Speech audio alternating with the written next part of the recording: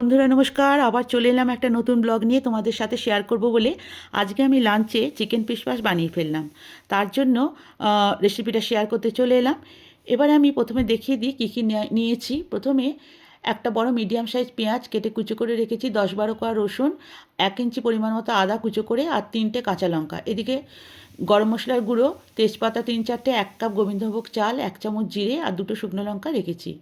আর এখানে ঘরে যা সবজি ছিল আমি ছোট একটা বাটিতে 1 বাটি পরিমাণ মতো মাখানা ড্রাই রোস্ট করে নিয়েছি, একটা গাজর, অল্প একটু পেঁপে ছিল, আর বন্ধুরা শিম ছিল, তবে আপনাদের ঘরে যেরকম সবজি থাকবে নেবেন। এখানে আমি 500 গ্রাম মতো চিকেন নিয়ে নিয়েছি, ধুয়ে পরিষ্কার করে রেখেছি।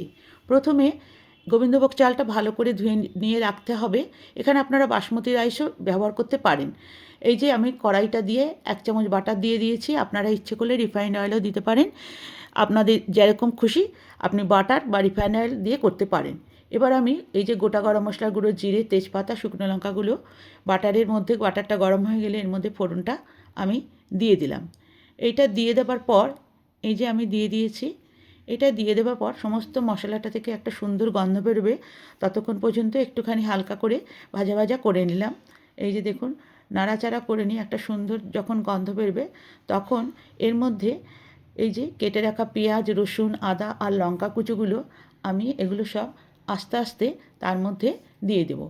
এই যে আমি এর মধ্যে দিয়ে দিলাম সমস্ত কুচো করে রাখা পেঁয়াজ, রসুন, আদা, লঙ্কা কুচোগুলো এর মধ্যে দিয়ে দিলাম। এগুলো ভালো করে নাড়াচাড়া করে নিতে হবে, আর যতক্ষণ না একটা এর থেকেও সুন্দর গন্ধ বেরোয়। তবে লাল করে ভাজার দরকার নেই, হালকা হয়ে ভাজা হয়ে গেলেই এর মধ্যে আমি চিকেনটা দেখো দিয়ে দিলাম।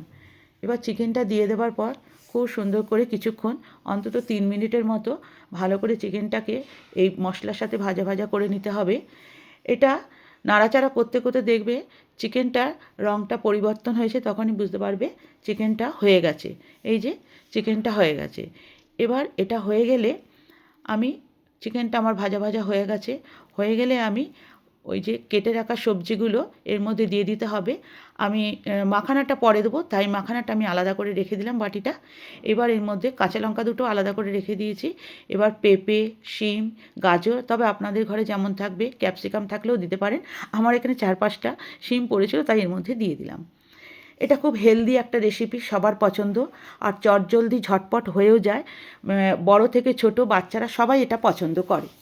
এবার দেখো সবজি আর চিকেন দিয়ে খুব সুন্দর করে নাড়াচাড়া করে নিতে হবে। আর এবার এর মধ্যে আমি 1 চামচ গোলমরিচের গুঁড়ো দিয়ে দিলাম। আপনারা যদি মনে করেন অতটা ঝাল খাবেন না, তাহলে দিতে হবে না। আমি এখানে একটুখানি গোলমরিচের গুঁড়ো দিয়ে দিলাম, তাতে একটা সুন্দর গন্ধ হয়।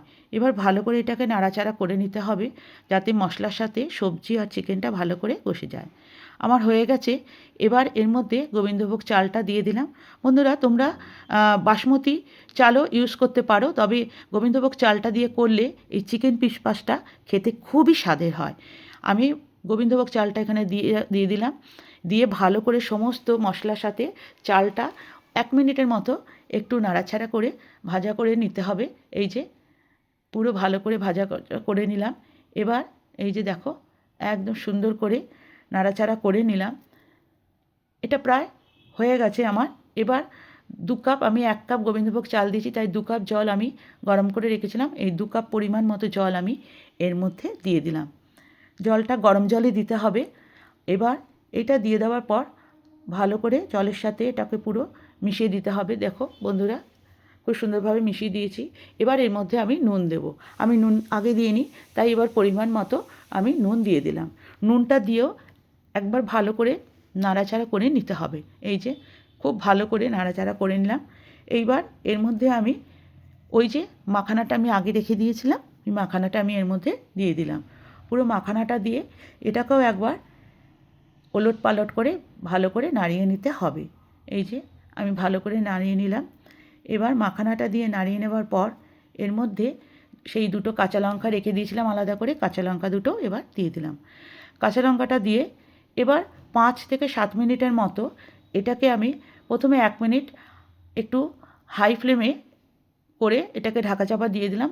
তারপরে আমি কিছুক্ষণ পর, 1 মিনিট পর আমি এটাকে লো ফ্লেমে আমি আরও 4 মিনিটের মতো করতে দিলাম। এটা হয়ে যাওয়ার পর একবার খুলে দেখলাম, হ্যাঁ প্রায় হয়ে গেছে। এই যে 4 মিনিট পরে আমি আবার খুলে একবার সমস্ত চিকেনটাকে ওপর থেকে নিচে ভালো করে ওলটপালট করে একটু নাড়িয়ে দিলাম। হ্যাঁ, সমস্তটাই হয়ে গেছে।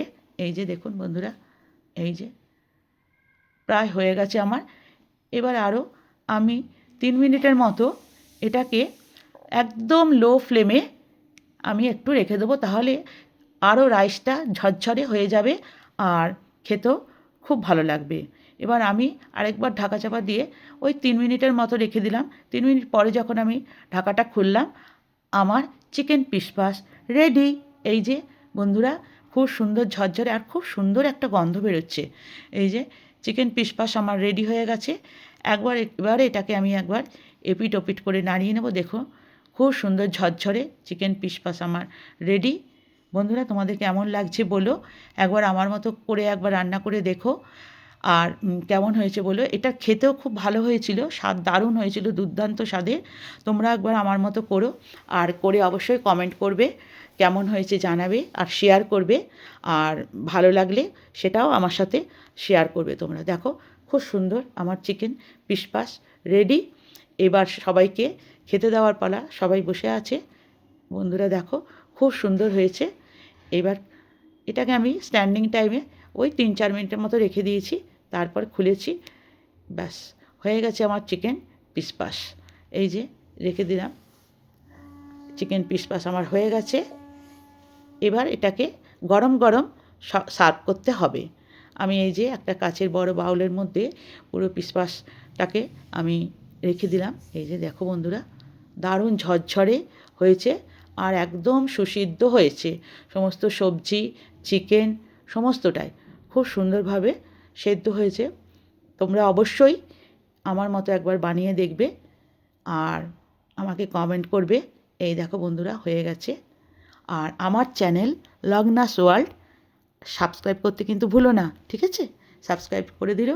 এই দেখো বন্ধুরা, কেমন হয়েছে। এইটা প্রথম স্পুন, এই যে চিকেন পিসপাসে প্রথম স্পুনটা তোমাদের জন্য রইল। এই নাও, কেমন লাগলো জানিও বন্ধুরা।